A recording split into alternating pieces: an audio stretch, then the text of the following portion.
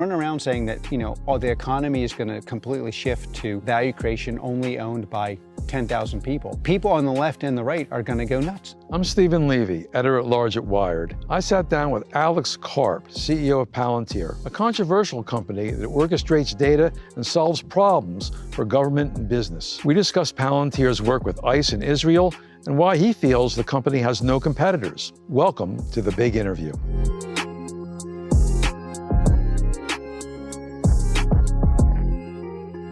Well, first of all, let me say, welcome to The Big Interview, Okay. Dr. Alex Karp. You said that Palantir is at odds with Silicon Valley from the very beginning. You have kind of a harsh critique of Silicon Valley. You want Palantir to be different. What do you think the biggest problem Silicon Valley was? Well, we have a long and meandering relationship with Silicon Valley. In the beginning, we were at odds because we were pro-American, pro-West, and pro-making the government functional, and that was very controversial in Silicon Valley because it equated to not making any money and being a loser. We won that battle, and I think Silicon Valley actually has become very, at least officially, and even behind closed doors, patriotic. And Silicon Valley has always been pro-meritocracy, and we're very aligned with that. Where we're currently at like a misalignment alignment apex again is we believe in using large language models in a way that creates actual empirical value, but also is very strong for workers, technical people, whether you're a plumber, carpenter, electrician, or you are a high school grad working in a plant where you'd normally be doing engineering things or couldn't do them. We see our products as being able to enhance your market value. And so we're kind of pro-labor and pro-military. So we're much closer to Silicon Valley on the patriotism thing. But for decades, we fought Silicon Valley about, government is something we should support. We walked towards the government when everyone walked away. That's how we ended up powering Maven, which is the U.S. government's military. Yeah, you took advantage when the Google workforce said we don't want Google to work on Maven, and then we built it. Yeah, but explain what Project Maven is. Well, so to find an adversary on a battlefield from any sensor, including space, is a massive integration and analytics project. So how do you find basically a needle in a haystack, and where that needle is also complex because it may look like your adversary, but maybe that person's actually working for you. Maybe they're in your service. Maybe their phone has been compromised. Finding that needle in a haystack. So find a person that is your adversary you want to take out across a massive landscape where you have a human controlled in the loop, like targeting workbench. So you say, this target's been approved. Why? Under what conditions? The data protections that are necessary, the civil liberty protections, interestingly, that are necessary. And doing that at scale on the battlefield was not possible, and now it's been used in every operational context across the world. And there are many things that have led to America's ability to reestablish its deterrence, I would say, after the disaster in Afghanistan. But one of them was actually one of many heroism of our soldiers. I think one of the other things is just the superiority of the targeting capabilities the U.S. government has. And there are other people and other companies, but we are the backbone of that. A lot of your government connections, they go back early. You've worked for ICE. You had a long-term contract with them, right? Well, that's actually later. Our first contracts were at U.S. intelligence, so CIA, right, special operations, and FBI. And our biggest contracts ended up being in the DoD. And then later, we started working in Homeland Security under Democrats. Now it's very controversial because it's Trump, in my view. Well, it's controversial because he's doing things that we haven't seen done before. I want to ask you, do you keep an eye on that? Are you making sure that your products are being used according to your code, which supports democracy and says people can't be discriminated against? I'm wondering if there's a line for you where you would say to a president, no. We were this is like, there's all these things that no one believes are true. I was the first, and I may be one of the few CEOs to say we would not build a Muslim database. Now, everyone thinks I'm like, and I am, I've defended Israel. I think like people who wake up in the morning thinking about how Jews are running the world. Actually, you believe whatever you want to believe. I'm not so concerned about people who are skeptical about Jews or even they're anti-Semitic, but like people who wake up in the morning, in the evening, and night thinking about this. I think Jewish derangementism is a little bit of a carcinogen. So I think I'm the last person in the world people kind of expect, in the kind of rude and crude way people think of this, to refuse revenue to build a Muslim database. And I would say more like at a high level, because I can't go into the details, people internally know I pulled things from places where I thought there was anything like that going on in the US. Discrimination, yes, I'm against that. By the way, even if I was in favor of it, our products make that nearly as impossible as anyone's ever seen in a product, because the way you do these things, the way you discriminate against people politically or based on their gender or race, is you do not have what are called ACLs, so you can't see where the data is flowing. What you can immediately see, not as a technical person, but as you, your cameraman, everyone watching this, can go look and see how is the data merged, what kind of pipelines did you create, what were the assumptions that went into it, where did the data flow. But where you and I disagree, maybe, is I spent half my life in Europe. I am an immigration skeptic. And I personally think that US people, meaning citizens, have to decide by their vote what our immigration policy is going to be. And I'll tell you, one of the reasons I'm very skeptical of my own party is that open border was not only a disaster, but it was tolerated.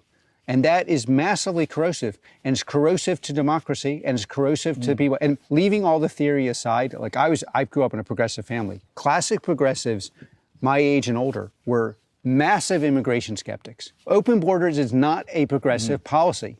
It is not a progressive policy. It never was. And then the fruits of this, I spent most of my life, adult life, in Germany.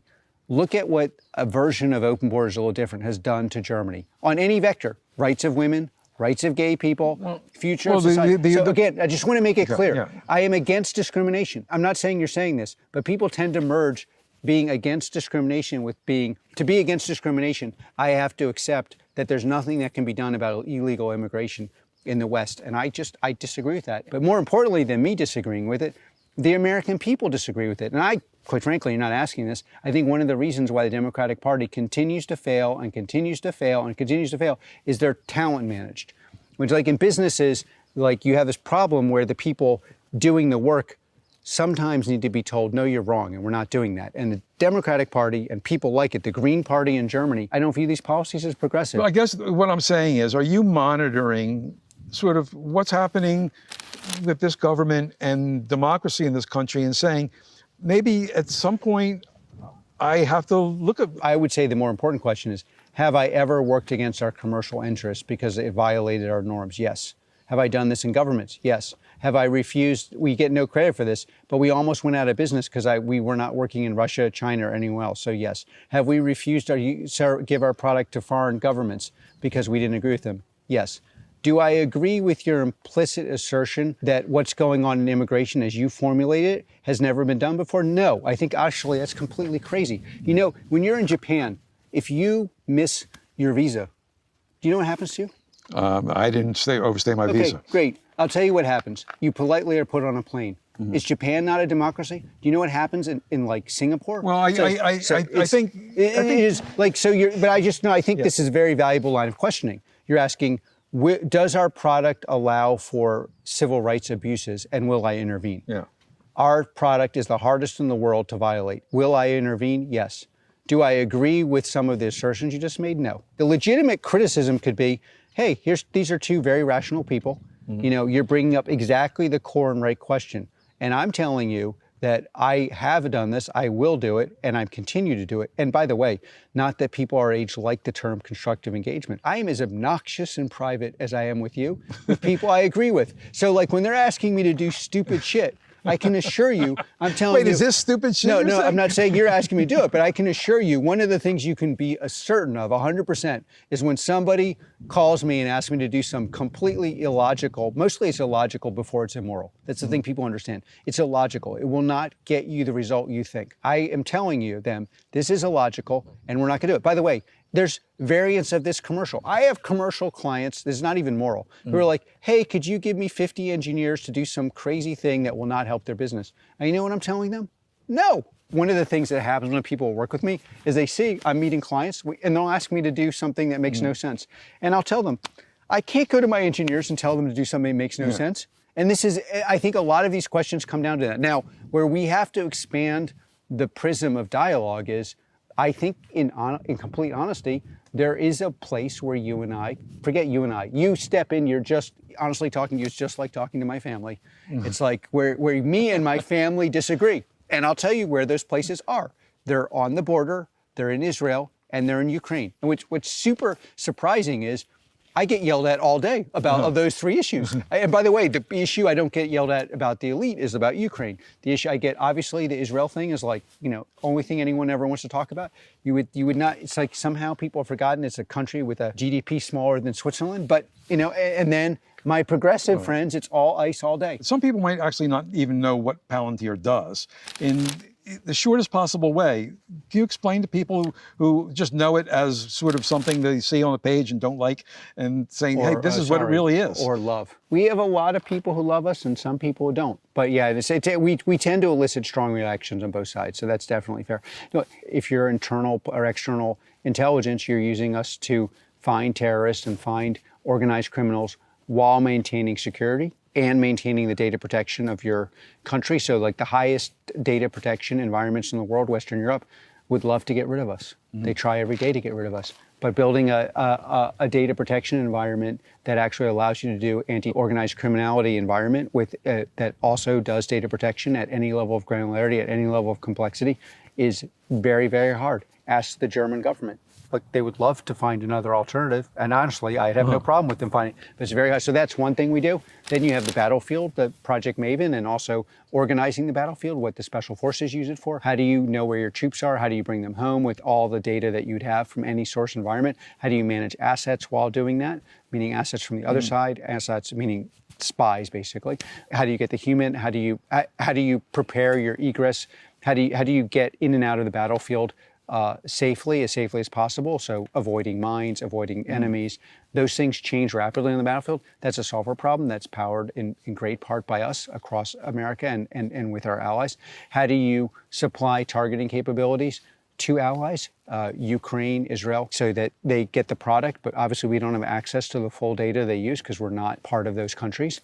That's a Palantir thing. On the commercial side, it's how do you the current version would be, if you want AI to work, you're going to have precursor things. You can think of it as like the precursors to make anything. What are those things going to be?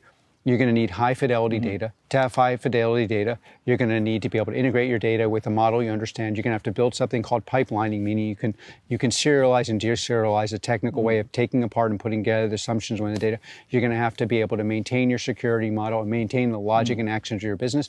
And you're going to have to be able to abstract that to ontology. So shorthand, if you're doing anything that involves operational intelligence, whether it's analytics or AI, you're going to have to find something like Ontology or Foundry and FDEs to install it. That's Palantir. It's interesting because going back a little, you implied that the rest of Silicon Valley hasn't figured out how to do that. You're unique in exploiting it. What I'm really saying is we know how to do it. If you find someone else who can do it and you don't want to work with us, buy it from them. Is there anyone you consider a competitor? Our competition is actually political. The woke left and the woke right wake up every day figuring out how they can hurt Palantir. And if they get into power, they'll hurt Palantir. How could you build a society with unfettered migration in Europe and not have Palantir? I don't know how you're going to do that, but they think they can do that. If they win, if the communists in France win, they will pull us out. If the Madani win of the Democratic Party takes over, I viewed that as my party, but if that's the party, I'm not in it. Or if the right woke wing, which is like everything is a conspiracy, any use of technology is actually going to only be used to eviscerate and to attack us, as like our data protection part of Palantir is built into the software. It is literally the hardest software to abuse in the world, but they don't seem to want to do it. But if you don't want meritocracy, either left or right, you don't like the consequence of it, you hate Palantir. And that is actually our competition. And by the way, not that they believe it, the thing that is protecting those people, the people that hate us the most, is actually our product. Because it is the hardest product to misuse, to take away the rights of human beings that's ever been built. And don't believe me, just go look at it, spend 10 minutes looking at it, find a technical person and look at our architecture or look at it yourself. And that's actually our competition. And in a weird way, we embrace the competition because they say these crazy things about us.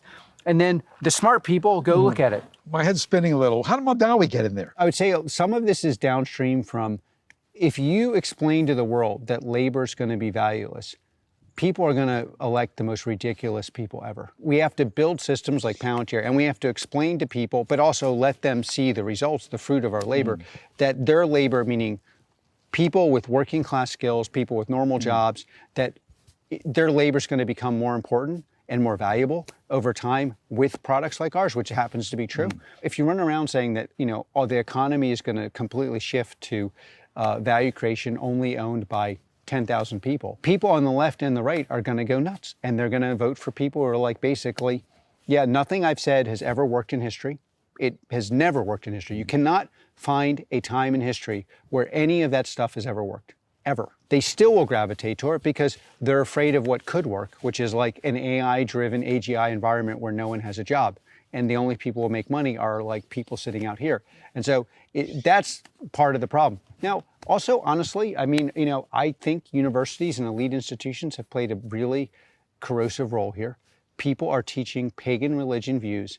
Again, pagan religion as it's a new religion with sacrifices. Who's the sacrifice? Me. I'm the sacrifice. And that, again, it's also like, it's a form of thought that has never worked. You don't seem constrained to me. You're doing great. I'm not complaining. Yeah, It's like, Palantir, we're not victims at Palantir. Yeah. We're not playing the victimhood thing. I don't think I'm a victim. I don't actually believe these things should be framed as victims.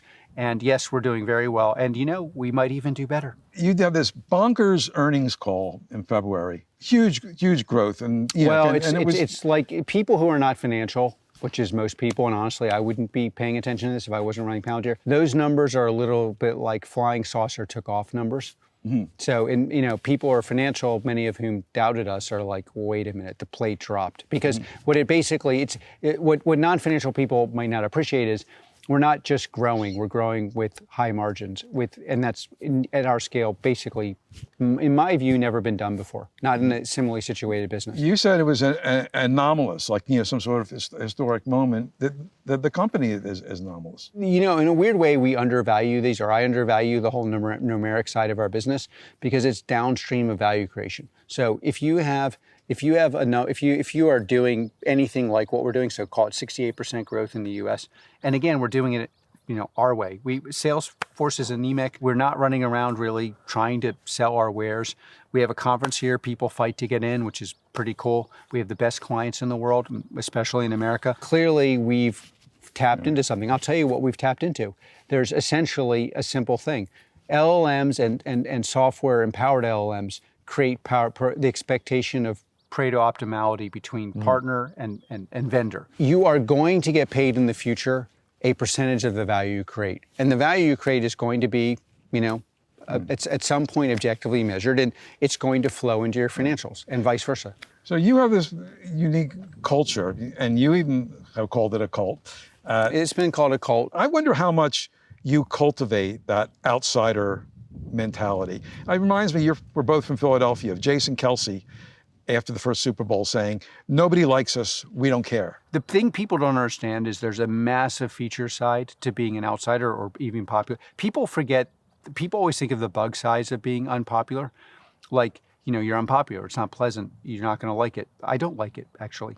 But there are massive feature sides, like you get the best people in the world. Like someone says something ridiculously stupid about Palantir.